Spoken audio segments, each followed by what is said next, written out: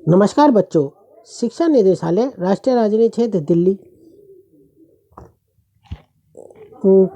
तिथि हमारी है 12 नवंबर 2020। कार्यपत्रक हमारा 14। विषय हमारा गणित। कक्षा है 8वीं और विषय है वर्ग और वर्गमूल।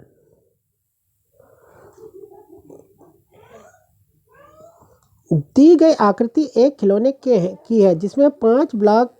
इन ब्लॉक को एक के ऊपर एक रखा गया है। प्रत्येक ब्लॉक बराबर हिस्सों में बटा हुआ है।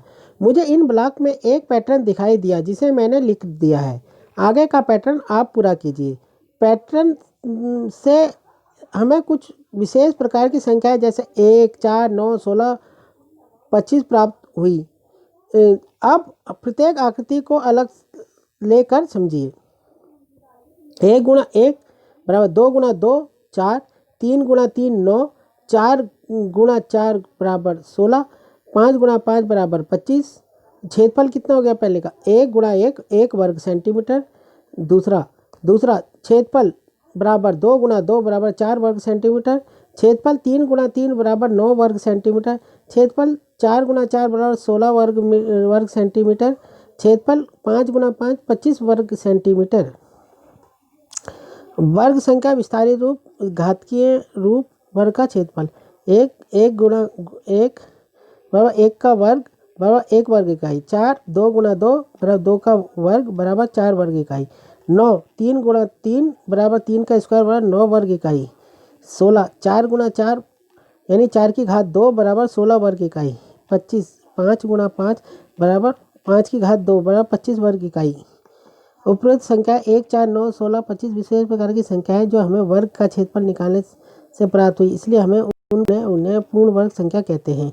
वैकल्पिक संख्या पूर्ण वर्ग संख्या 1 बराबर 1 गुणा 1 बराबर 1, 2 गुणा 2 बराबर 4, 3 बराबर 3 गुणा 3, 4 बराबर 4, 4 गुणा 4 बराबर 5 गुणा 5 बराबर 25। ऐसे ही आपने और भी करने हैं। 1 से 100 के बीच में पूर्ण वर्ग संख्याएं। प्रयास कीजिए नीचे दी संख्याओं के बीच पूर्ण वर्ग संख्या ज्ञात कीजिए। 40 और 50, 60 और 70।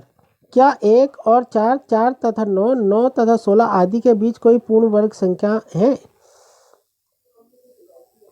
उपरोक्त पैटर्न से हमने समझा कि वे संख्या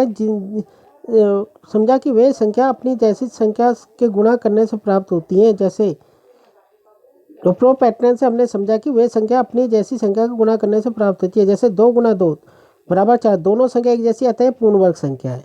तो 4 क्या है? हमारी एक पूर्ण वर्ग संख्या है। 2 गुणा 3 बराबर 6, यहाँ 2 और 3 संख्या समान नहीं है अतः यह पूर्ण वर्ग संख्या नहीं है। पूर्ण वर्ग संख्या में एक संख्या को ही अपने से ही गुणा करना पड़ता है। बेटा अंत में मैंने पहले कहा है बेटा आपसे कि आपने जितनी वर्कशीट में है ये सब कुछ उतारना है और अंत में जाके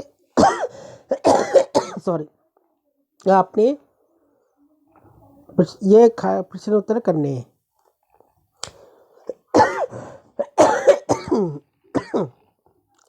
बेटा नियमित रूप से अपने हाथों को साबुन और पानी से धोएं और ये काम करके हमें दीजिए। सुरक्षित रहिए और खुश रहिए। धन्यवाद।